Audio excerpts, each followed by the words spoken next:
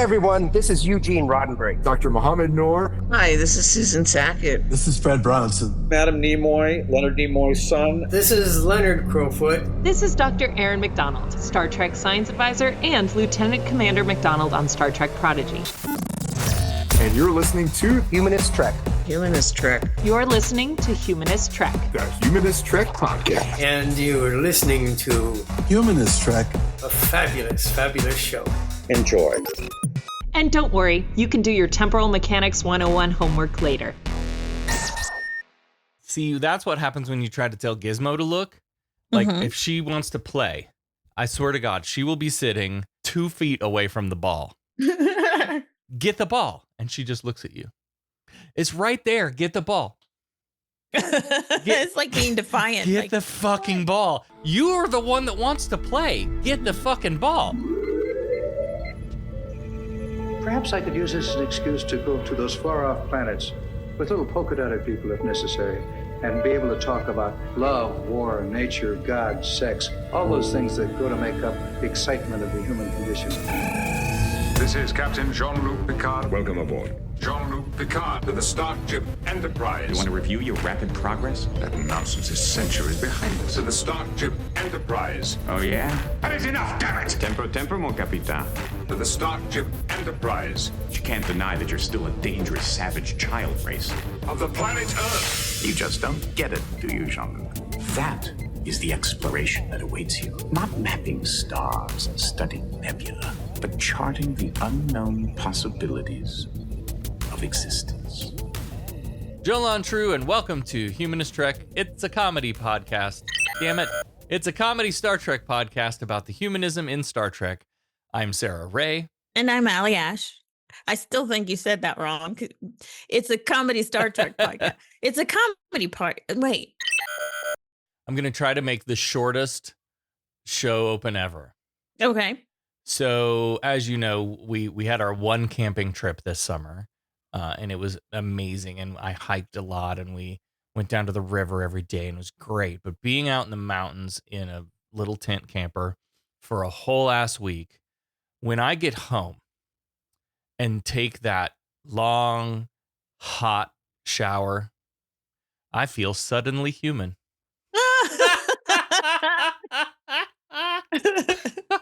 Becca just said from the other side of the room, there's something wrong with you.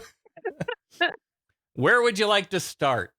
Alphabetically or chronologically? It's Star Trek The Next Generation, Season 4, Episode 4, Suddenly Human, which has nothing to do with showers. No, nothing. Commander, you'll soon be getting an intruder alert. What? Got something, sir. Intruder alert, sir. It's an old-style starship, sir. Constellation class, heading this way under impulse com. Number 1, kindly take charge of our guests until we have time to decide what we're going to do with them. Sir? Number 1, keep them out of my way. The D has answered a distress call from a Talarian observation vessel, which appears to be adrift with a nasty radiation leak in its propulsion systems. Nasty. On the bridge, there's no answer to hails. Dr. Crusher and her team are standing by in the transporter room, but Data warns that the Talarians have a history of issuing distress calls and then rigging their ships to self-destruct when somebody shows up, so this could be a trap. It's a trap. That's really fucked up. So yeah, so they're like, just be careful because in the past, one of this particular move resulted in 219 fatalities over a 3-day period. So yeah, don't trust them. So it seems like we've encountered these people before, despite having, this is the first time we've really only heard of them. Yeah. But there's been some Talarian human war happening in the past. So apparently there's a Talarian warship that's responded to the call, also called the Khmer, but they're halfway across the sector, so they're not going to be there in time. So Troy reports that she puts out her feelers and she's like, there is life on board and it's fading. So Picard decides, yeah, let's go ahead and get over there and see, let's give them some medical help. Yeah, so they can't detect a booby trap if it was there, which is kind of strange. So this is like a big risk. Mm-hmm. We could lose Riker and the away team right in the opening here. So Riker, Worf, Crusher, and a med team beam in. Why are they able to beam in, but we couldn't just beam out the aliens? Yeah, that's true. And if there's radiation leaks, shouldn't they be? Yeah, they should be careful. But Yeah. maybe just exposure to it for a brief moment would Is be okay. Yeah. Anyway, fans should recognize those clear tubes with the flashing red lights inside right up in the foreground. That is a reused prop that is super. It's a super reused prop. They put that fucker everywhere. I didn't catch it. They get in there, power's failing, but Crusher takes an assessment and says, these guys, these are children. They're just kids. Riker tries to introduce himself, but they're kind of just all groggy. They're not really answering. But he just assures them, I'm the commander of the Federation Starship Enterprise. You won't be harmed. We're just here to help. We come in peace or whatever. Yeah. So these are teenagers, but they're wearing uniforms. So they think maybe they're like trainees of some kind on, some kind of training mission. Yeah. And there must have been some sort of accident. Yeah. Crusher reports back to the Enterprise the state of the 5 kids. They're basically 5 Tolarian males. They've got radiation burns and possibly respiratory distress, so she's getting ready to prep them for transport back to the Enterprise. But then she notices one of these boys isn't Tolarian. He's human. One of these boys is It's not like the other. Captain, this appears to be a basic training ship. 5 boys, all teens, all wearing uniforms. Proceed with the evacuation, number 1. Go to the life science board, sir. Commander, quickly. What is it? This boy, he's human.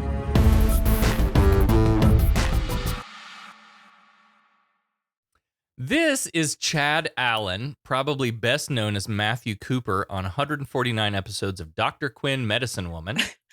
My brother used to call that show Dr. Quinn Medicine Bitch, but that was like when we were kids. He also voiced Charlie Brown in the 1985 short Happy New Year, Charlie Brown. Oh, cool. And he has unfortunately grown up to look like a real Chad. However, he's gay, so I'll let it go. Okay. I'll allow it. Didn't he go into psychology or something? I don't know what he's doing now. He made the rounds in classic 80s and 90s TV shows like Saint Elsewhere, Punky Brewster, of course, My Two Dads, and The Wonder Years. He was really good here, I thought, but he had been acting since the age of 4. So no wonder he was good. I thought I saw something that he stopped acting and became a psychologist or something. Searching.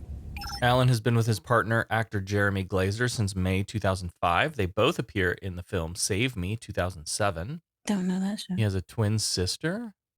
Yep, he is a psychologist. He's a retired American psychologist and retired actor. Well, be damned. Good for him. Yeah. He has a position on the honorary board of directors for the Matthew Shepard Foundation. Amazing. Yeah. Yeah, this dude's great. Back in sickbay, Crusher has the human boy awake now, but he's just like staring straight at crisscross applesauce on the bio bed, and he is just ignoring everything. She's doing a great bedside manner. I did love She's her trying, bedside manner. yeah. Anyway, she's just like chit-chatting and talking, just to, she's got that great disposition. She really does. Yeah. I'd talk to her if she was my doctor. She's overheard the other boys call him Jono.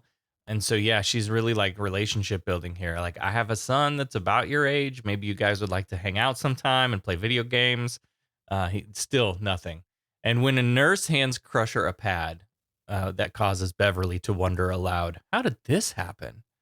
All the boys start rocking back and forth and making this obnoxious screeching sound. Oh my god, it sounds like fucking dogs howling. You had dogs out in the country. Oh yeah. It's so annoying. Wow. Troy says they're terrified, and then Picard and Riker come in, and Picard's like, Jesus Christ. See, this is why children shouldn't be allowed on a starship. Will you all please shut the fuck up right now? He's clapping his hands, and they're not doing it. May I have your attention, please? What the fuck, man?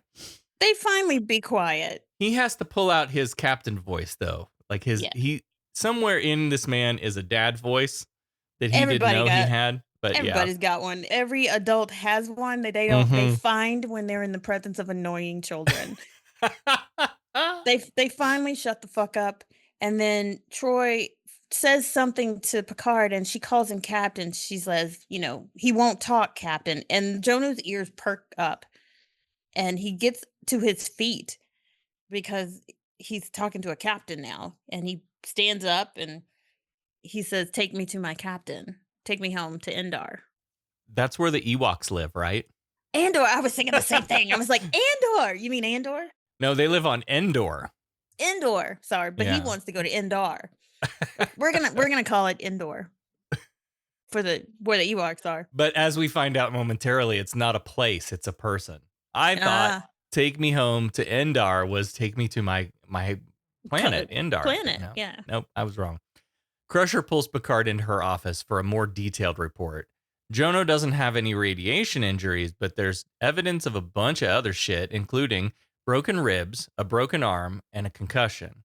And she wants to do more tests. And she thinks that because they have a, what's the word? They have a monoculture view of these people.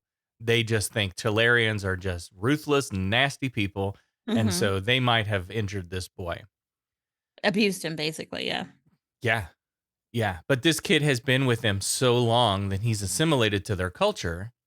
And her scans show that these injuries are fairly recent. So it's not likely to have happened before he came to live with the Talarians. And Picard wonders aloud why an abused child would want to go back to his abusers. And Crusher's like, well, we all know about Stockholm Syndrome, as if Picard wouldn't have known Stockholm Syndrome, but whatever.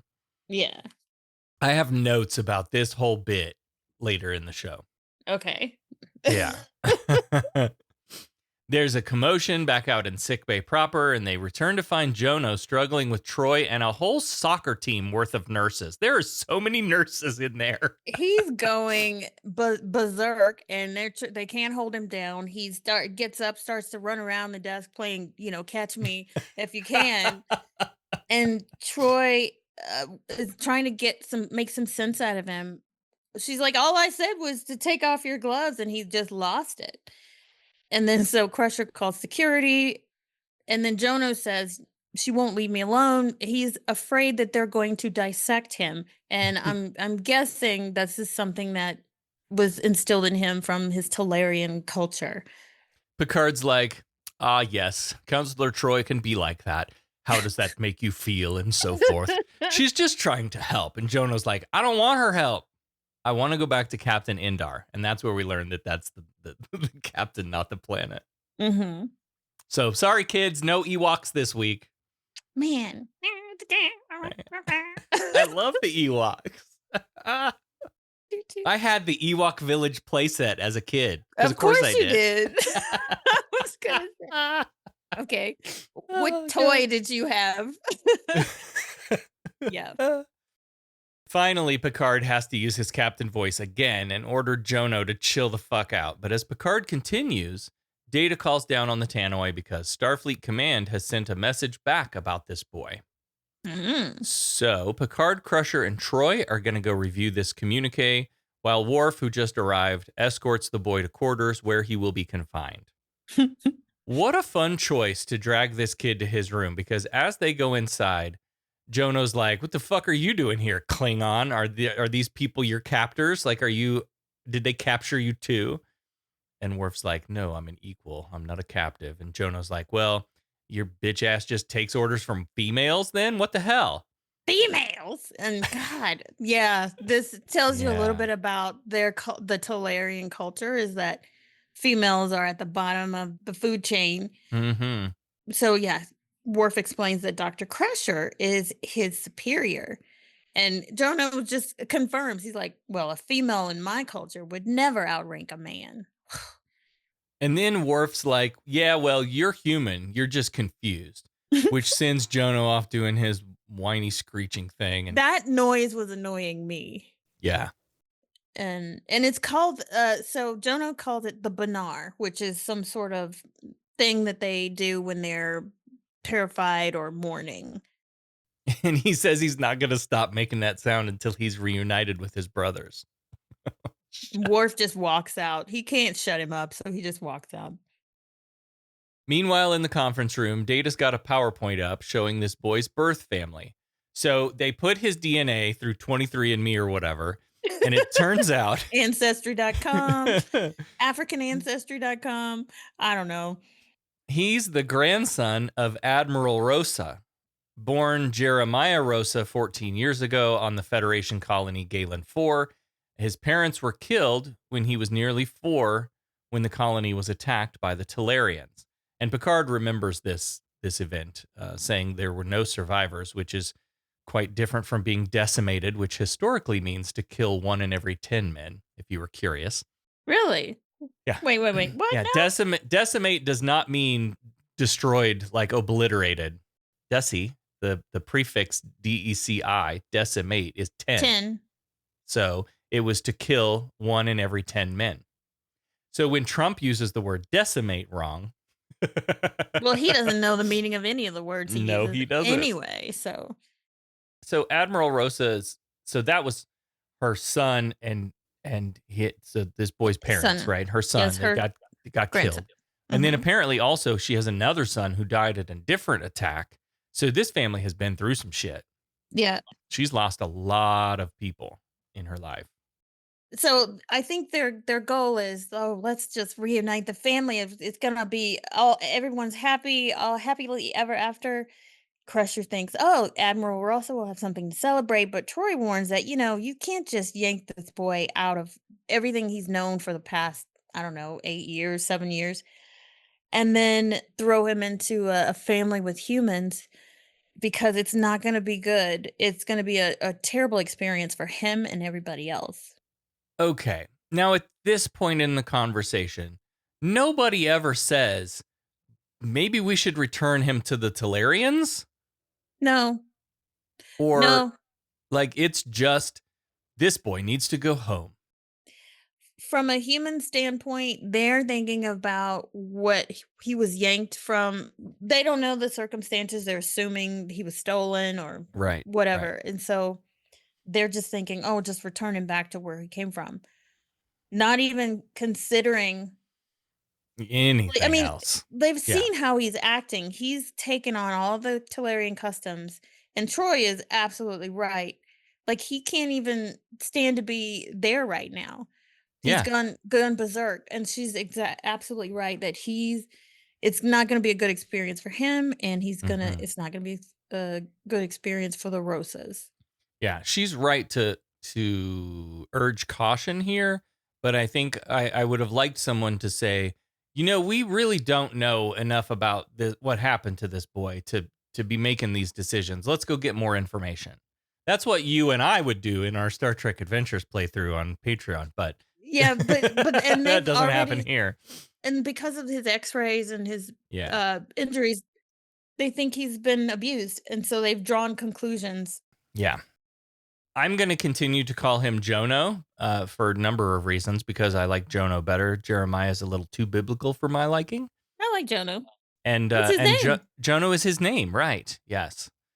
Anyway, she suggests that he needs to rediscover his identity, but because he comes from a patriarchal, nay, misogynist culture, and because the only person he's responded to so far is Picard, that it should be Picard who needs to become a father figure to Jono.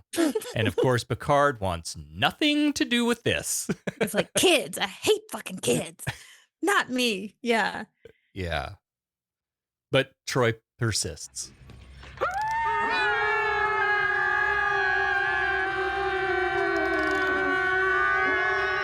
What is it? They're terrified.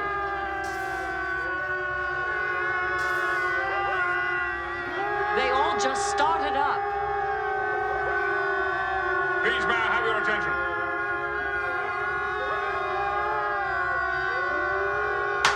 Please, may I have your attention?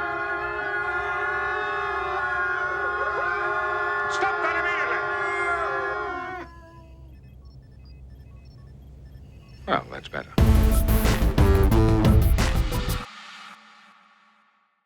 Picard goes into Jono's quarters, the quarters that they've given him, and he's still howling like a dog.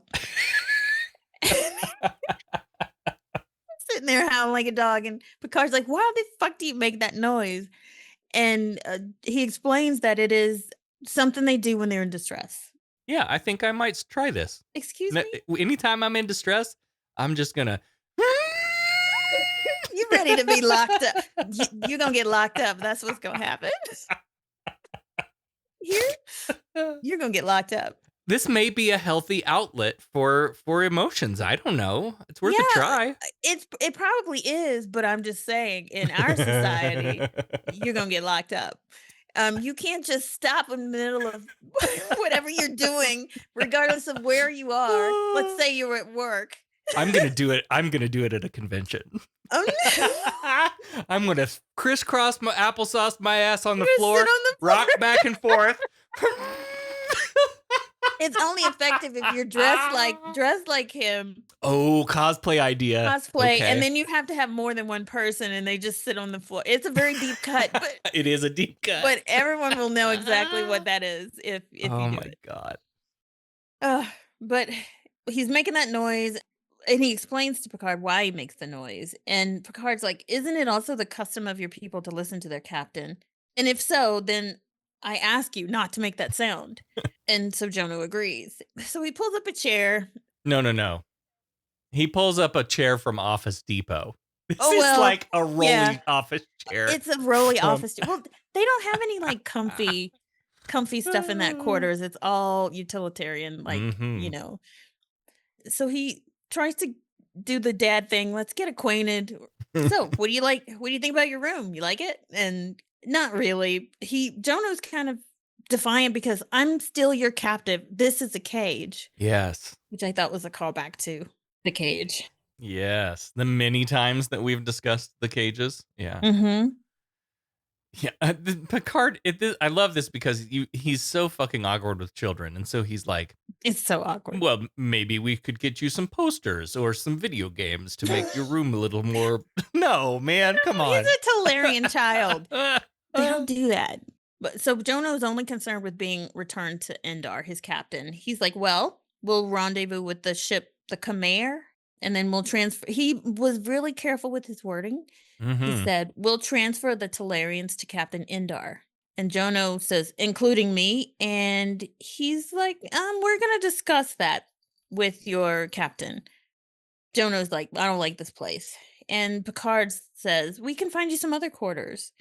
And Jono says, well, I've always lived with my captain. And Picard says, yeah, that's not going to work here. You could see the color drain out of his face. He's like, oh, hell no. You are not being in my quarters. But sure enough, what is the next scene? Yeah. So he drags Jono to his quarters, presumably to be like, see, you wouldn't like it here. Mhm. But the first thing Jono does is grab up a ceremonial Klingon dagger off the desk and start dicking around with it. And he recognizes that it's Klingon. And Mhm. throughout this, Picard is doing this thing. I remember when my sister and her now husband like first got together. Mhm. CD players were like brand new. And he had one of those stereo units that was like a whole ass cabinet with all the different modules. Yeah. Right. Yeah. It was like the double cassette and the record player on top. And there was a CD player all behind a glass door. Right. And he was so fucking protective of this whole thing and CDs too. My God. Don't touch if it. a child touched It's the CD. organized. something- Don't touch it. You know, they put their grubby hands on it. They move things. It's not That's in what order this anymore. reminds me of. Yes. So this kid picks up the dagger and Picard's like, shit. Hey, that's a very expensive relic. Could you kindly put it back where you got it? And so then the kid snatches up a sextant off its base, off another table. And Picard's like, my God, this is going to be the longest afternoon. Maybe just put your hands in your pockets and don't fucking touch anything. In the background, Picard's standing there with his hands covering his face, like, oh shit, stop touching stuff. Yeah. He's like, put that down. And otherwise, he puts it down. Finally, he's like, so, yeah, here we are. I noticed you haven't taken off your gloves. And we find out why. And maybe this is why he kind of went nuts in the sick bay. It's because he says, so I don't take off my gloves so I don't have to touch aliens. Oh, wow. Yeah, so not only are these people sexist, they're xenophobic too. Yeah. Great. It's like a reflection of the worst of humanity in these people. Yeah. It really is. It really is. And I know this like suspected abuse thing was part of that, but I still have feelings about it anyway. Yeah, I do too, and we can talk about that at the end because Yeah. I Yep. actually feel bad, but yeah. So Speaking of abuse, Picard asks about it. it starts right in like, where? Okay, show me where on the doll Endar hurt you. He just point blank asks him, did Endar ever hurt you?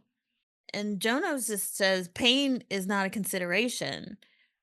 And then so Picard kind of puts words in his mouth and says, "Oh, so then he has hurt you." He's like, "That's not what I said. Pain isn't what matters. Passing the test is everything." Picard's just trying to get to the bottom of it. So was that what they were? Pain tests? And Jonah was just getting frustrated because Picard just doesn't understand. But then Picard tries again to tell Jono that he is not truly Talarian. Like everybody on this fucking ship keeps telling this boy, no, you're not. You're human. No, you're not. You're human. Yeah. Then not a good look, guys. Not a good look. And of course, Jono gets upset and he's like, I'm not listening to this. I'm not listening to your lies. You're not my father. And he slams the doors on his I don't way have out. to listen. I don't have to listen to you. Later, Picard calls Troy into the ready room and says, You're probably not aware of this, but I have never been particularly comfortable around children. And Troy's like, girl, everybody knows that. It is not a secret. Everybody knows. And then he goes on, I don't know why, but children just don't respond to me. In fact, I think my time would be better spent on the duties and responsibilities of captaining a ship. And she's like, never have I ever heard an excuse so well rehearsed. Mm-hmm. And then she therapies him. Isn't it strange, Jean-Luc? You come light years into the unknown, dodge asteroid storms, brave hostile aliens, but when it comes to assuming a parental role, you freak out. Now, why do you think that is? Damn. I love it. Go, Troy. And she's like, no, I'm just acknowledging my limitations. And then it gets awkward. She's like, well, didn't you have friends growing up that you played with? Like, you know, and in childhood? And for a moment, it seems like Picard's going to answer. Ooh. But then he kind of pulls back. And that's exactly the opening Troy needs to pry some more. This is like classic fucking therapy.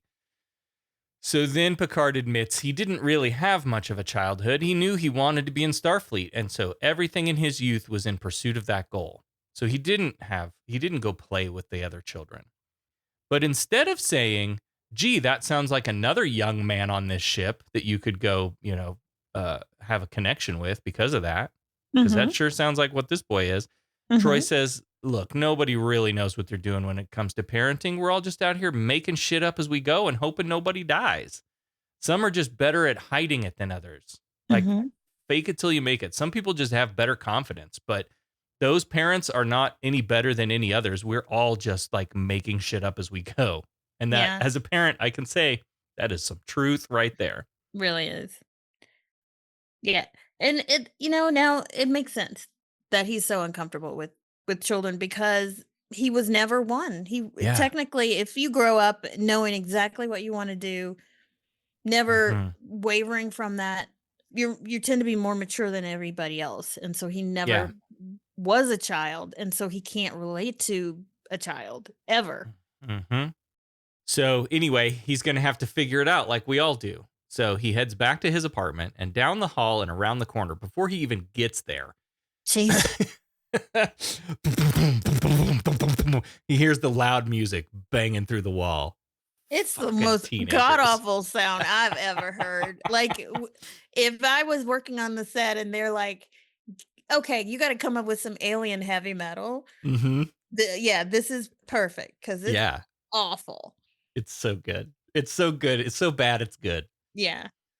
So Picard walks into his quarters, and this loud music is coming from his quarters, and he doesn't see Jono anywhere around, although we see him. He's in some sort of hammock in the corner, but Picard can't see him. Back in the season 4 preview, and when we do the questions, because we record the questions ahead of time, before we watch the episode, when we say, Allie, what do you remember about this episode? This is all I remembered. Like, this is the scene that I remember from this episode. It's because it's like peak teenager, like moody fucking emo boy up in his room, blasting the music. Everyone. Yep. I didn't remember this one at all. So Picard has to scream to get the computer to turn it off, and he wanders around the apartment a little bit looking for Jono. He asks Jono to come down from his hammock up in this high alcove, and Jono explains that he can't sleep on the beds here because they hurt his back. So Picard's like, come here, take a look at this slideshow that I have on my aura frame. And he proceeds to swipe through the photos from his childhood.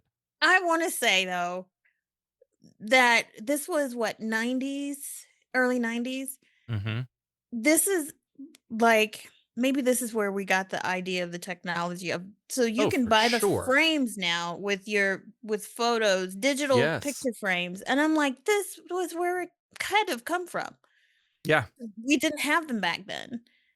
And this is a digital picture frame, which is, this is amazing. Like, think about it, how much technology we got from. Yeah. I mean, he walks in, it's a kind of a cross between, so the pad became the iPad. Mm-hmm.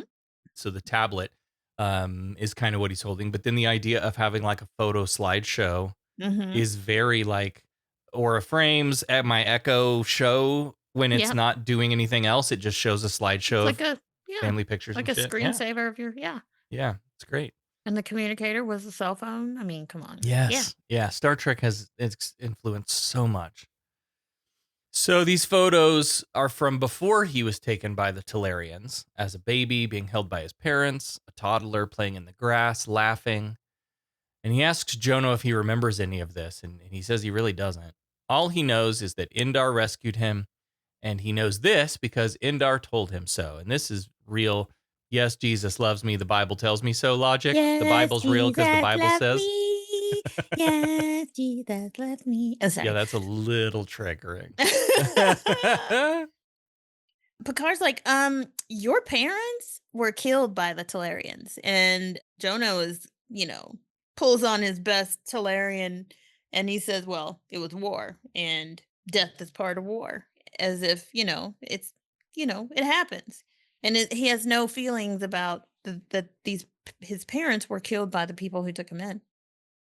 Captain gets a call from Riker, and he says that they've established visual contact with the warship, the Khmer. And Jono just jumps up, and it's like, Indar, Indor. Picard's like, you stay put. He's like, I'm on my way, number one. And then Jono goes back to the aura frame. As he swipes through more photos, we hear the memories of this attack, and the killing of his parents kind of plays out in his mind, and he puts his head in his hands, overwhelmed. So he does remember a lot more than he's letting on. As much as you can remember from your 4-year-old you. Oh, gosh. I don't remember anything from 4 years old. I remember like certain things, but not everything. But I mean, I guess if you had a major trauma, like you watched your parents die in front of you, that's a thing you might block out, and it's there, but maybe you don't access it until you're forced to. And then looking at those, he's probably forced to now. Yeah. Up on the bridge, Picard checks in briefly and then puts Captain Indar on the view screen. And this is Sherman Howard, who was in Day of the Dead, Lethal Weapon 2, and a number of TV appearances, including a pretty great voice acting career. And he comes back in Deep Space Nine and Voyager as different characters, so we have that to look forward to. Nice. He does have a great voice. I will say. He has a great voice. And he plays father well, I think, in this episode. They introduce themselves, and Picard lets him know, we've rescued 4 crew members from your observation craft, and they've received medical attention, and they're ready for transport. And instead of saying thank you, Indar says, your actions are duly noted, and give me the coordinates, basically. But Picard says, by the way, there's a human we've discovered among your crew. And Indar, I want to call him Indor, says, Jono. Picard corrects him and says, no, actually, his name is Jeremiah. And Indar just ignores that. He's like, what's his condition? Is he okay? Is he injured? He's not injured. He's not wounded in the mishap, but I do require an explanation of why the fuck you have a human child and you've had him for so many years. And Indar's like, no, I don't need to give you an explanation. He is my son. Dun, dun, dun.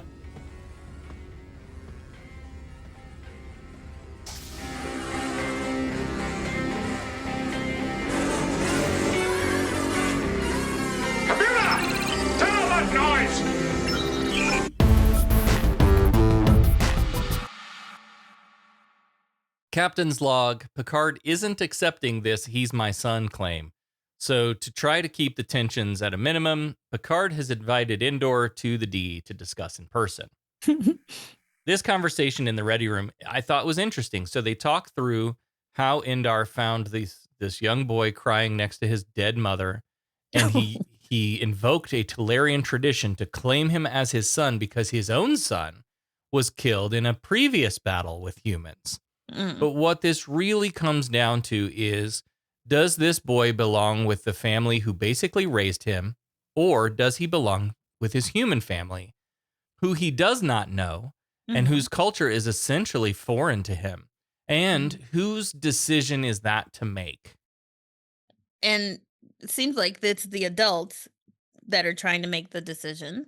And for the Mo, Picard is making this decision. He tells Indar, you're welcome to take back the other Talarians, but you're not taking Jeremiah because his true family are waiting for him on Earth. And Indar says, well, then you're not going to leave our space. We'll just fucking shoot you. And of course, Indar and Picard have both called for backup. So this is just building up to another big conflict. Yeah. Well, I called my ships. And no, I called my ship. So we're going to have a standoff. Yeah, this is galactic edging. Who's gonna shoot first? Oh my. Like, well, Picard brings up, well, our medical officer did an x-ray and we see that there's some injuries. And Indar has a great explanation for it. He says, I've never harmed that boy. And then Picard's like, well, explain to me how he's got fractured ribs and broken arm, etc. And Indar throws it right back at him. He's like, have you not ever been a father? Have you ever had a child or a son trying to win your approval so much? And he explained every injury. He was riding a Tsayan, which is a six-hoofed beast of some sort, and broke his ribs. And then he was messing around with the other Talarian boys and broke his arm in an arm wrestling contest. So he had a reason for everything. It's because Jono was so headstrong to try to win his Talarian father's approval. Yeah. Kids fall down and break shit all the time. I broke my thumb shooting archery out at my grandma's farm. It was like in the morning, and my cousin and I were out shooting into hay bales, and how do you break your thumb? Then you have to walk down to get the arrows and come back to shoot again. Right. Well, the grass was wet with dew, and I slipped, and I put my hand down to catch myself, and my thumb went sideways. I'm sorry, I'm cringing just thinking about it. Yeah. I've never, knock on wood, never broken a bone. My nephew broke his collarbone falling off the clubhouse, the 2-story clubhouse that my father built for me when I was a kid. Kids break shit playing sports. Like, this is normal childhood stuff. Yeah. My kid broke his arm falling off an ATV out in the woods. Yep. I've personally, though, never broken one. But yeah, it happens. So Indar asks to see Jono, where it will become clear that he's been a good father. Well, Picard checks in with Crusher and Troy about this, and Crusher thinks it's not a great idea because she still thinks Indar is an abusive father. But Picard's not so sure now. He's heard pretty good stories to the contrary. In fact, he thinks Endar deeply cares for this boy's welfare. And he's thinking, I really just need to get this kid off my ship. Troy says she senses memories coming back to Jono, which makes this situation even more fragile. And besides, he would never trust us if we sent away the man he calls father without even letting them see each other. Mm-hmm. So Picard chooses diplomacy and agrees to the meeting, and they all agree that there should be some Starfleet supervision in the room. Don't let them be alone. So Okay. Troy and Indar wait in the conference room as Picard and Jono enter, and reunited, Indar and Jono embrace each other, put their foreheads together, and Picard and Troy turn their backs on the opposite end of the room to kind of give them, a little Give them privacy. privacy, but not privacy. But yeah. Yeah. Mm-hmm. And then they have a whole ass conversation. I assume hushed tones, so that Picard and Troy don't hear it. But Indar asks Jono if he's been treated well, and other than not being able to make that obnoxious sound, it's been all right. Indar asks what Jono thinks of these humans, and he remarks that they do look like him. And then Indar says the humans want to keep him, and because he's reached the age of decision, it's really up to Jono what he does. Mm-hmm. But the way Indar poses these questions kind of would make me feel like if I were Jono, there really is only one right answer, and that's come home with me.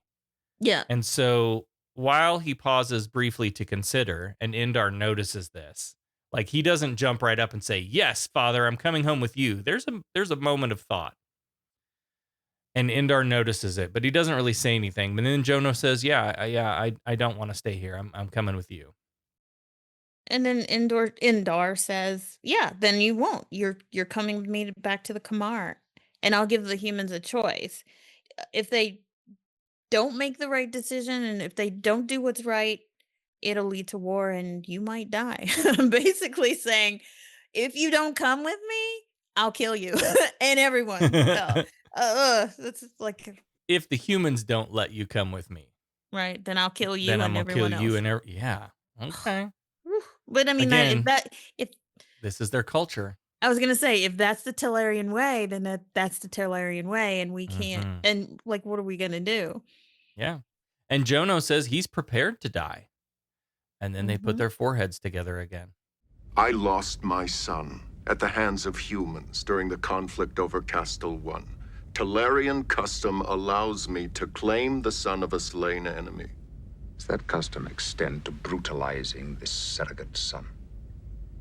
What are you talking about? Our medical officer discovered evidence of injuries so severe they might be considered torture.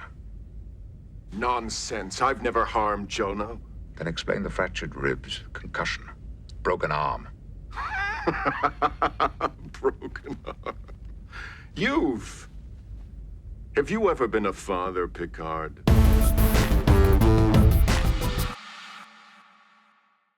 Picard and Troy return to the bridge as Worf reports 2 more warships approaching. Uh-oh. And Data tells us that their weapons are not much of a match for the Enterprise. They have like laser pointers and shit. And Pew-pews. They just have little pew-pews. But Picard doesn't want this to come down to shooting. But Riker mentions that the Tellarians are not likely to back down. Everything we know about them from our past engagements with them, they're going to fight to the death.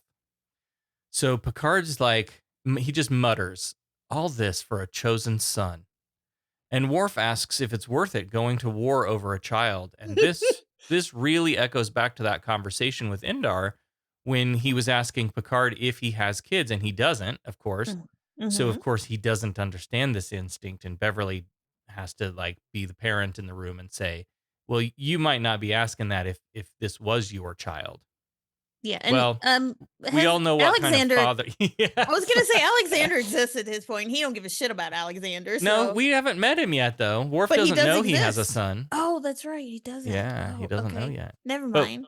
But he does become a pretty shit father. So anyway, yeah. All of that aside, there's got to be a peaceful way out of this. So Troy thinks, like, if we can just reach Jono and try to help him make some connections with humans, maybe he'll choose to come with us. And again, at no point here do we, other than we think maybe he was abused, but Picard doesn't, Picard seems to think maybe we jumped to conclusions about that. No one is still thinking maybe the right thing is not to send him back to Earth. It's still, we are just mission forward. We're sending this kid back to Earth. Yeah. So as to whether Indar would respect that choice if Jono did decide to go back on his own, Data points out that Talarian custom has the child reaching age of decision at 14, which we know Jono has. So Indar may not have much of a say in that. Yeah. Just then, another message from Starfleet Command addressed to Jeremiah Rosa. So in the ready room, Jono sits in front of a laptop with the image of an elderly admiral. And this is Barbara Townsend, who came up in theater and is probably best known for Aftermash. I know you were a MASH person. Did you watch Aftermash? Aftermash? No. Was that a show? Yeah. Never heard of it. No, I hadn't either. She appeared in other shows like Santa Barbara, Mr. Belvedere, which I did love as a child. I did love Santa Barbara, but St. Elsewhere. everybody was on St. Elsewhere. And I know. And Quantum Leap. This is just a video message, though, not a Skype call. So it's not a conversation. He just watches. And Admiral Rosa introduces herself as Jono's paternal grandmother. And she talks about finding out that he was alive and wondering what he looked like. And it's just exciting for her. And she tells him about his family, that many of them gave their lives to bring peace to the galaxy. He's the last of their family line, and she's sure thankful that they found him alive, and now he can come back to Earth and, carry on the family line or whatever. And she says, your grandfather and I will greet you with all the love in our hearts. Have a safe journey home, Jeremiah. He's caught up on the fact that, he's looking at her, not what she said, but what she's wearing a Starfleet uniform. And he's caught up with what her rank is. And Picard says, well, she's an admiral. Jono says, well, so she outranks you. So he's kind of caught up in that. That's, I guess, the basis of the Talarian society is like who there's a structure, and he's like really caught up in that. Yeah. As we once were, and some of us still are, sadly. And he gets so frustrated that he slams his hands on the table like my son playing a video game and starts pacing the room. And he tells Picard, like, I can't do any of the things that calm me down like I would at home. You won't let me listen to my fucking music, and I can't make that god-awful screeching sound.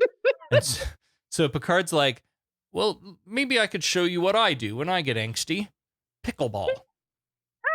So they go down to the racquetball court, and Picard's teaching Jono how to play, and the first serve, Jono returns pretty easily. Picard kind of lets it go. Well, pickleball's all the rage right now. It is. And I remember the weird thing is I thought it was something back in the day that only old people played because that's the only people that were playing it. Like, I'd say 20 years ago. It's like shuffleboard. Yeah. For tennis players. What is the other game that they do? Bocce ball or something? Oh, bocce. I don't know. Yeah. Like, you never know. That's going to make a comeback too. It's going to be very competitive. But yeah, pickleball is huge. They've got places in downtown Denver that is just for pickleball. Yeah. Ugh, crazy. Yeah. Cool though. This game though looks like fun. It's like pickle racquetball. Yeah. This is a fun little set. There's like targets all over the walls. And so I guess the idea is then you have to serve into a specific target. And then after that, you just have to return the ball to any of the other targets. It's like 360 in this room. And it can bounce once, but if you have to return it before it bounces twice, which right. This Kinda sounds like fun. Yeah. Oh, I would totally play this. If money were no object, I would build this. I would build this little set, and we could I don't know, take it to conventions and let people play. Anyway, so the first shot, Picard just kind of lets go by him, maybe build up Jono's confidence a little bit. But the second serve, they go back and forth quite a bit. And so they trade shots back and forth here until suddenly Jono becomes overwhelmed and grabs his head. Voices and sounds of that attack that killed his parents kind of take over the audio track. And Picard pulls him back to reality, but he lies. He says, oh, it's all right. I'm fine. but he's not fine. They go back to the game, and it's not long before Jono is swept away by memories again, this time falling to the floor in fetal position. And what we hear is his mother calling Jeremiah and himself as a child screaming, "No, mama." Yeah. Yeah, he locked those away apparently, and then all of the stuff happening is bringing it back. It's all coming back. It's all coming back to me now. Here's a moment where Picard steps up into this parental role. Yeah. He kind of gets on the floor and cradles Jono, and he's like, "It's going to be all right, buddy." But Jono is sobbing now. And he remembers now seeing his mother all red, and he called to her and she didn't answer. And, That is a fucking trauma memory. Holy shit. covered in blood, and Mhm. that's. So back in Picard and Jono's quarters, their shared quarters, he's calmed down and he's now remembering things more calmly that, she used to sing to him. He doesn't remember the melody, but he remembers the sound of her voice. And he's frustrated because before he remembered these things, he considered himself strong, and now he feels weak. And Picard is like, well, that's part of being human. But as deeply as you can feel hurt, you can also feel joy. But he doesn't think so. He feels like this pit in your, when you feel bad and you got that pit in your stomach, you think it will Yes. never go away. And that's where Jono is right now. So what Yeah. is Daddy Picard do? He's like, let's go to 10 forward. Yeah, this is like I can't see the forest for the trees depression, Yeah. Like Yeah. I have definitely been there in my life, not able to see a brighter future because Yeah. I'm in it right now. And Yeah. yeah. Picard's doing the best he can to take him out of it and just distract him and get him, exposed to other humans. So in 10 forward, this shot starts on Data, who seems to be playing 3D chess against himself. I couldn't. Is this like the computer playing the computer? I assume that there was somebody else behind, like on the other side behind the camera. We don't know, but Data's having the time of his life, so it's all good. So the camera kind of moves through the room to Picard and Jono arriving to join Riker and Wesley. Have the boy sent to the bridge, number 1. My name is Wesley. It's Wesley I wanted to speak to you about. The boy? My name is Wesley. He seems to have developed some sort of special attachment to the boy. My name is Wesley. Did he say Wesley? The boy? My name is Wesley. What is the boy doing here? My name is Wesley. The boy. Where is he, please? My name is Wesley. The boy? He's outside. My name is Wesley. Wesley Crusher, report to the bridge. On the double. They make some small talk about pickleball, and then Picard asks what Jono would like to eat. And Wesley has a banana split. So he's like, why don't you try a bite of this? It's like the most delicious fucking thing in the galaxy. Although Troy would tell you that it's chocolate, I'm here to tell you it's the banana split. I haven't had a banana split in ages. That was my mother's go-to. Anytime we go to like Dairy Queen or whatever, banana split. Yep. Jono has not only never seen anything like this before, he also doesn't know how to use a spoon because he stabs this spoon into the ice cream like he's trying to gig a frog. Have you ever been frog gigging, Allie? No. Why the Okay. fuck would I do that? No. So when I was a kid, my grandfather had an old aluminum flat bottom boat, and we'd go out into the creek and go frog gigging at night. You go out in the middle of the night with this What do you do? fucking spear Why? and your flashlight, and you shine a light on the frog, and then you get it with the spear, and then you Why? have frog legs. Oh no. Yeah, no. No. I mean, I am from the country, but I drew a line at chitlins and frogs. No. Oh, sorry. That is probably one of my earlier memories. Speaking of not remembering things from your childhood, I can remember falling asleep in the bottom of that boat while I think it was my grandfather, my dad, and my uncle that were all, frog gigging, and I fell asleep. Anyway, this maneuver splashes ice cream all over Wesley's face, and Will Wheaton does a great react face here. I hope they didn't have to do multiple takes of that, but the shock on his face was so believable. Like he did not know that it was coming. From somebody standing off camera just threw some shit on his face. Yeah. And yeah, but it was great. Riker starts laughing, and Jono just looks terrified. And he's like, oh my God, please forgive me. I'm so sorry. But then everybody else starts laughing too, Wes included. And that gives Jono permission to laugh. Yeah. I take it that Talarians don't laugh. I don't know. Doesn't seem like it. No, they're very serious people. And of course, this triggers an old school Data moment where Data doesn't get why this is so funny. And Riker tells him to look up slapstick in the Encyclopedia Britannica. And now he's like, okay, I get it, but I don't get it. Yeah.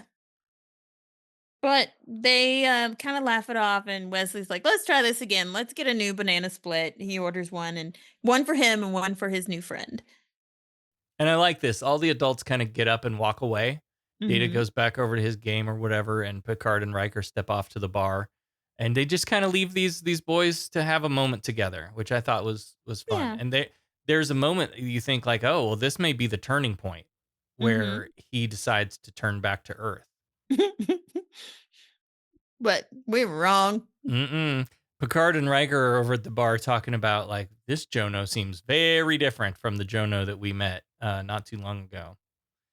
And then the music goes to kind of a tense place as we see interior night, Captain Picard's quarters. Jono gets out of the hammock in the middle of the night and walks towards the sleeping Picard, who, by the way, is in the most uncomfortable sleeping position ever. Did you see how big that fucking pillow was? First of all, that's not good for your neck. No, it's not. He's like chin to chest. And you can't breathe like that. No. But, whatever. It's a TV show. Space. Anyway, in the darkness of the room, we see Jono creep up next to the bed, and Picard slowly opens his eyes as Jono pulls out that Klingon dagger from earlier into camera view and jams it down into commercial.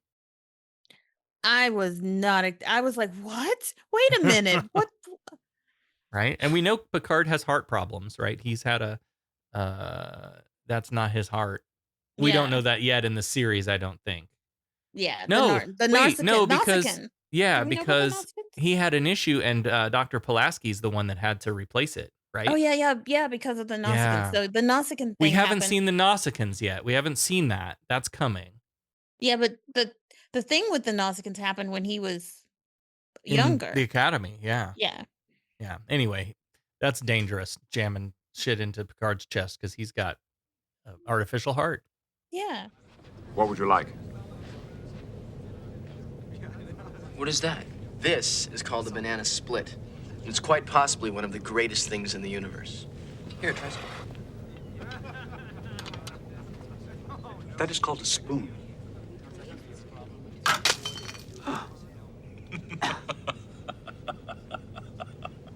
Forgive me.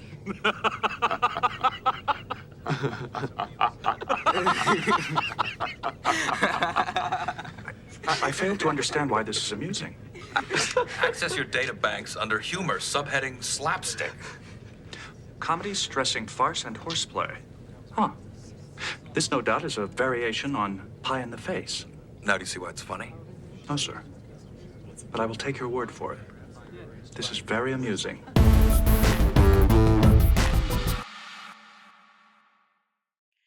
So in sickbay, Crusher's got him in a bio bed, and she's doing operations and spouting out orders. 2 bleeders, single plane penetration. I need the auto suture here, and they're rushing around getting him taken care of. And the little tweezers that she's using to try to get in there and work on his heart touch the metal side of the thing, and his nose glows red and buzzer. Does it say anything other than buzz when you do No, it just buzzes. operations? Yeah, it buzzes and his nose lights up red. Luckily, What a classic game. I know. Sorry, go ahead. It's so stupid though, but it's so simple. But why did we want to do that back in the day? Right? I don't know. But luckily, the blade hit his sternum and was deflected, so it didn't hit any major organs. And Picard wakes up and he's like, "Oh, so this wasn't a dream." Afraid not. The boy tried to kill you, and of course, his only concern is for the boy. But Worf has him in security, and he wants to see him. She's like, "No, hold still. Wait till I'm finished. I'm fucking operating on you. Yeah. Why didn't she like grab a hypo spray and like, you shouldn't be awake right now. I'm doing surgery. Go to sleep. Yeah.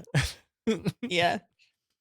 Up on the bridge, Riker and Worf are dealing with more Talarian warships inbound, and they're taking up attack positions. And Geordi's pulling impulse power into the shields as Captain Indar rings the phone. He asks Captain Picard if he's made his decision, and Riker's like, well, see, what had happened was, he tells him everything that happened in Act 4. Your precious little boy tried to murder the captain, and now we definitely can't just let him go. Starfleet is going to have to decide what happens next. And of course, Indar isn't hearing this. He's like, you have 5 minutes to bring me my son or suffer the consequences. And he hangs up the phone. Well, and he also says, well, if you would listen to me and done what I told you, this would never have happened. Yes. And so he holds them all responsible for the fact that his son tried to kill them. So. And he brings that point up again in a moment, too, which I liked. Red alert, both parties heat up their weapons, and down in sickbay, Jono is escorted in to the bed where Picard lay. And Picard asks why he did it. And Jono says, that doesn't matter. I did it, and I need to be punished. And Picard's like, no, it's important that I understand why. Jono says, nope, I attacked a captain, and I'm ready for you to put me to death, because, of course, in his culture, attacking a superior officer is the worst offense. It's like suicide by cop, in a way. Like, yeah. That's exactly what that is. So he thinks Picard is going to personally kill him. And Picard's like, that's not going to happen here. In this Federation doesn't quite work that way. And he's like, again, I want to understand why. Why did you do it? You seemed so happy a few hours ago throwing ice cream on Wesley. And Jono says he was, but then he thought about his father, Indar. And he felt like he'd betrayed him. He thought about everything Indar had taught him, given to him. He thought about his home, running along the river, his whole childhood. And all of that is real and something he would have to leave behind forever. And he just can't do that. Back on the bridge, Worf reports that the Khmer is requesting another communication. And they put it on screen, and he admonishes Riker because you failed to give me my son. You failed to transport him over. So Riker says, our intentions haven't changed. We're taking him back to Starfleet. So Indar's like, all right, then, much will be lost. I'm about to fire. But Picard comes in fresh from surgery, moving a little daintily, but he's got his uniform on. And Picard comes in and says, last night Jono attacked me with a dagger. And again, Indar's like, well, I told you so. I told you, motherfuckers. If you just returned him to me, this wouldn't have happened. But Picard has this really great long speech. Yes, this is so good. I will let you do it.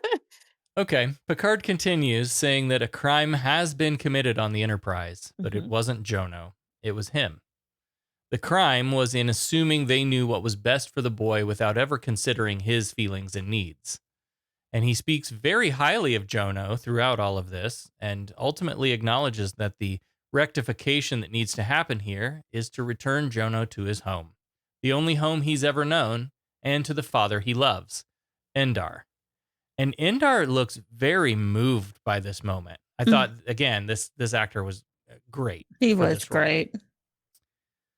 So Picard takes Jono to the transporter room where they say goodbye, and Jono even steps down from the transporter pad, removes his gloves, which you'll recall was a big fucking deal throughout this episode. Yeah. Oh, I don't touch aliens. Yeah. Puts his hands on Picard's head, and they pull their foreheads together. And then he gets back up on the transporter pad and disappears. And in the somewhat watery eyes of one Jean-Luc Picard, I saw a moment. I saw a lot of stuff. Of fatherhood, a connection, there was Sadness, a lot in his eyes. loss, Yes. all of that. Like, and just also admiration. We saw all of that for that boy. Admiration, maybe love, loss, all of it. Boy, I'm sure glad that's over with. I'll be glad to be relieved of this cargo. Me too. It is done, and perhaps just as well. Yeah, but I learned something today. I sincerely hope that this is the last time that I find myself here. You just don't get it, do you, Jean-Luc? You see, of all the species, yours cannot abide stagnation. Change is at the heart of what you are. That is the exploration that awaits you. Not mapping stars and studying nebula, but charting the unknown possibilities of existence. First, I want to say I don't remember this episode, and Right. and I had initially gone in to this episode thinking that the Tellarians were evil, and how dare they kidnap a child and take it as his own. Felt completely different at the end, Yeah. and Yeah. like Picard giving that speech. Like, yeah, I was completely wrong. Yeah. They took us on that journey. Mm-hmm. So here we go again with adults pushing what they think is right onto a kid without actually listening to the kid. Mm-hmm. And there's so much of that is a generational thing. The idea, remember, kids were property and they were Yeah. to be seen and not heard. And like, this is how children are treated. Mm-hmm. Thankfully, we're evolving beyond that. Slowly, but yeah. And Mhm. just because he looks human doesn't mean that he is in any meaningful way. He was raised in another culture, and that's where he belongs. Yeah. And at the end of the day, it should be his choice. Yeah, nobody asked him. Yeah. And that would have been a good moment too, I guess, of Picard and him sitting down and him saying, well, gosh, I'm sorry, I have failed you in this way. Tell me, what do you want? That would have been a touching. The thing is, he did say what he wanted. He wanted to go Oh, back yes. to like more than Yes. once. He's been saying it over and over again. You're Like, right. Yeah. I want to go back to Endor. I want to run down the freaking by the water, and I want to do the Mhm. banar. I want to howl like a Yeah. dog. I mean, Yeah. Yeah. How- He how just many- wasn't listening. how many times could he say it? That's true. Yeah. But yeah, it didn't get through to him. That brings me to the idea of found family, chosen family, Yeah. which again, I feel this was probably really progressive in the 90s. Yeah. Although it's kind of become a more common idea now. That admiral has no claim to her descendants, Right. although the Starfleet sure seemed to think she did. It's like a child that was adopted. They owe nothing to their birth family. Right. And their birth family has no claim on them. And especially the grandma. The grandma. Right? No. Right. Just by having some genetic connection. Family is about more than genetics. It's about time and energy and investment and emotional connection. Yep. Like, I tell all the young queer people I meet who have been shunned by their family, I'm your mama now. Yeah. We're found family, you call me. Like, and that is thicker than blood. Yeah, because you're choosing to be their family as opposed to, like, if you think about all the blood relatives you have, like, if you didn't have to, if you weren't kin to them, Yep. would you be? No. No. Right. Would you be in their life? No. Right. Yeah. There is found and chosen family is pretty powerful. Yeah. In my opinion. Now, granted, Jono had no control over what happened to him as a child. That's the shame of it, is the fact that this is what happens in war, though, too. Yes. And Yes. and I'm sure that American soldiers have done some stuff back in the day where, okay, they may have killed the parents, but they did take in the children, orphans. We took native children as Oh, we expanded westward in this country. Oh, yeah. We took native children into whitewash camps, um, pulled them from their families, church. indoctrinated them with our culture, Mhm. forbid them to speak their native languages. Like Yeah. oh yes. That's a little different, and that is, but it's different, but it's the same. It is. In this case, had he left this child alone, it would have died. Yeah. Everybody else on the planet basically was dead. His mom was dead. And so in a way, he thought he was saving this infant. Yeah.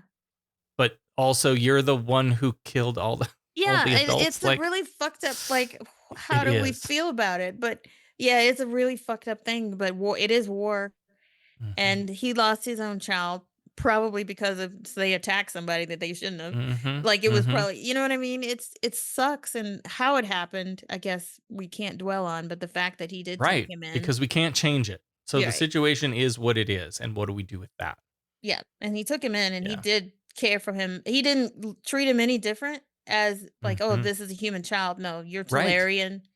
Yeah. And then that's, you know, Yeah. I don't know. It's a conundrum, but there was love between the two of them, and that was what was Mm-hmm. important. Yeah. One quick point on the idea that Picard, when Jono had his emotional break, Picard assuring him that this is all just part of the human condition, and that just as deeply as we can feel sorrow and hurt and loss and sadness, we can also feel joy. Mhm. Yeah, that's a a very human thing to remember. And when you're in the throes of depression, though, that is not an easy thing to remember. That it's No. not an easy thing to see. You can't just see at all that that's a possibility for you. Yeah. But it is part of who he is.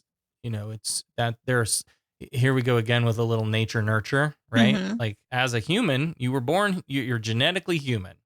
And so you have within you these things, whether the nurture developed them or not, Yeah. the capacity is there. Now, I read that when this episode first aired, They didn't like it. People did not like it. there was a lot of fan backlash about the abuse part of the story. Angry letters about how could you let this boy go back to his abusers? And I can kind of see where people get that. The Starfleets just assumed it was abuse, and the father denied it and gave actual, like, real world examples of Yeah. how kids do get hurt just by being kids.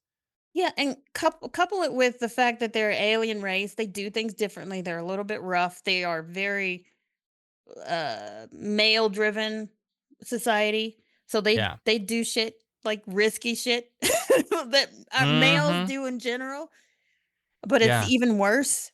So I feel like they explained it. I think so too. And I don't remember my first watch of this episode, of course, but on this watch, I felt no reason to think Indar was lying. Yeah. All like, yeah, kids fall down and get hurt. Like that happens. And shame on, like, how unhumanist of Starfleets to jump to that conclusion so quickly and with all the force of conviction. Yes, this boy was abused. Absolutely. There's no other possible explanation. This is what happened. That's There's no curiosity to that. There's no Yeah. giving people the benefit of the doubt, asking for more information and then making the decision. Like they leapt to a conclusion, and that's not a great look. Yeah. And I think maybe they did it as a you got to jump to that conclusion in order to show us why they were absolutely wrong. But But also, I think, imagine this episode without any references to abuse at all. mhm. I don't think you lose anything by taking that out. I don't think the Yeah. story needs suspected abuse. I think it works fine without it. My only guess is maybe they just needed a real reason to try to take the boy away Yeah. from they needed other than the fact that he's human that Hmm. wasn't going to be strong enough as of a reason to take this Right. child out of, you know, and we like in America like if there's suspected abuse, that child's gone Oh, yes. until there's an And then investigation. you do the investigation. Yeah, Right. there's no you Yeah. don't you're guilty until proven innocent, and that child is removed from your house. So I guess then I wish one or two things would have made that better. Either not include it at all, or make it a bigger deal. Mhm. Make it more about, the suspected abuse. Because I feel like it was mentioned. He said, nope, that's not what happened. And that was the kind of the end of it. And Mhm. like it should have been that. I agree. Like he gave a plausible explanation as to what happened. But then it just becomes kind of a non-issue from there. And so then what's holding them back from Yeah. returning him? I don't know. It could have been stronger, I guess, is the point with that. Yeah. Good episode, though. Very, very good. Yeah, they didn't listen to that poor kid, and maybe that's a thing where, when kids act out, there's something they're trying to tell us, maybe they don't know how. Maybe they're Mhm. trying to tell us in the only way they know how, and we just need to listen. Yeah. Just listen to kids. Yeah. I go through this at school all the time, at work, because I have never treated kids like kids. They're Yeah. little people. They're They little are humans. little They're people. tiny adults. They like got brains. they are. Mm-hmm. They got Yep. feelings. They can process those feelings. They can learn and grow and make their decisions on their own. You can do it yourself. That's like my motto in the cafeteria. And this idea that, sit down, shut up, take notes, pay attention, and don't be a person. Just be, nope, that's not what we should be doing with our kids. Yep. Well, did anybody die in this episode? No. I tell you what, though, I wanted to say it. I want a 6-hoofed animal. I want to see that fucking animal. I want to see what that looks like. But Right? can I get me a Tissayan?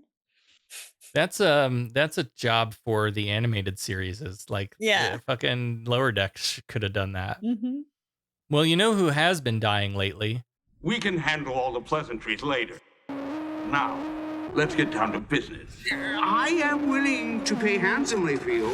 I think you've had a little too much to drink. Now, what do you know about my money? Your money? The money he stole! You stole his money? Those vouchers I gave you were every bit as good as Latinum. You can spend Latinum almost anywhere. Those vouchers are only good at your bar. Our Patreon supporters.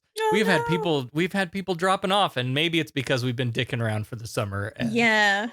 But we've been playing Star Trek Adventures, so it's not like you haven't been, it's not like they haven't been getting, I think, fun content. We've been having a good time. I talked to some people who have been listening to our Star Trek Adventures and enjoying them, and in particularly enjoying, who said this? Let me see if I can find the comment, because somebody said in particular, Birdbath said, loving it. I'm glad they aren't multi-hour episodes like other live plays.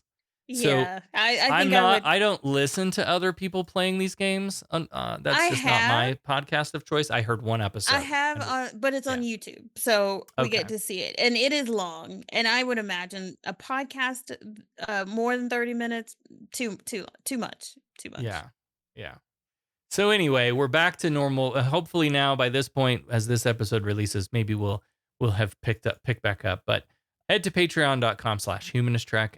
And your support really, really makes all the difference in the world for us. It keeps us going. And of course, we want to give a shout out to our founding admirals at Patreon. Thanks to Ali, Sarah D, Bruce, some call him Tim, and the Matt Man. Again, thank you all so much for sticking with us through our crazy shenanigans. Thank you, guys. We love you. Captain, Starfleet Academy is requesting an update on our estimated arrival. Finalists, please take your seats. I must admit you have a very fast mind. Once I realized it was a trick question, there was only one answer. Although only one student will be chosen for the Academy, any of you could easily qualify. Candidates, good luck. You got called to the superintendent's office. It's a story I'd like to hear. Beck is back now with the answer to this week's Starfleet Academy Cadet Challenge question for Suddenly Human, which neither of us remember. So remind all of us the question. A very observant viewer, after several watches through the entire series, might notice that stock footage was used for the brief appearance of one of the series regulars. This is because that actor could not appear as they were having surgery. Who was the actor? I have no idea. I don't know what I said. I literally watched it last night, and I've watched it twice, but maybe it was Geordi. Yeah, but I don't know what I said. Sarah guessed Gates. Allie guessed Brent. Well, it's definitely not Gates. You were both very wrong. I had an opportunity to show the captain my superior capabilities, and I failed. I can never recover from that. It had to be Geordi. It's probably had to be Geordi then. It was Geordi. Oh. And I tried to find out what kind of surgery it was, but the internet did not prevail. Oh, well, that's stupid. Yeah, because his only scene in the episode was like, Engineering. I think he was reporting about like up in the power for the yeah, shields. yeah. He pulled energy from the impulse engines to the shields or whatever. Damn. Mm-hmm. All right. Well, you got us again. You got us. God dang it. All right. Next time on Humanist Trek, we'll be reviewing Star Trek The Next Generation, Season 4, Episode 5, Remember Me. Wesley's experiment with warp fields results in the mysterious disappearance of the crew. I remember this one pretty well. This is the Beverly's in a bubble, and it's Beverly Bubble. yeah. Mhm. If there's nothing wrong with the universe, maybe there's something, or there's nothing wrong with me, maybe there's something wrong with the Something wrong with universe, the man. universe. Yeah. What's our question for Remember Me? Gates McFadden did all of her own stunts for the vortex effect sequences. But what happened shortly after performing this stunt where she is thrown from Data's ops console chair? What? I haven't watched this one. She had to have surgery on her broken wrist, and these episodes must have been filmed out of order. Yeah, that's it. Verifying my guess from last week. I don't know. She had to. What happened shortly after? She had to go to the hospital and get stitches. I really don't. I have no idea. What? So she did her own stunts. She must have got hurt. Yeah. Somehow. Yeah. But how? I'm gonna say she needed stitches. What do you got? Yeah. So she got hurt somehow. Do you need specifics? You needed medical care? Is that your final answer? Yeah, she needed medical care. Let's be general. All right, and if you need medical care, head on out to your social media, share this episode with the hashtag Starfleet Challenge. We'll pick out a winner, and next time we'll discuss Star Trek The Next Generation, Season 4, Episode 5, Remember Me. Do you seek Jamiroquai? Resistance is futile. Humanist Trek is available wherever you replicate your podcasts. Follow us on all the social medias at Humanist Trek. Become a patron at patreon.com/humanisttrek. Open hailing frequencies to podcast@humanisttrek.com and visit our website, humanisttrek.com. Humanist Trek is a production of Sarah Austin Media.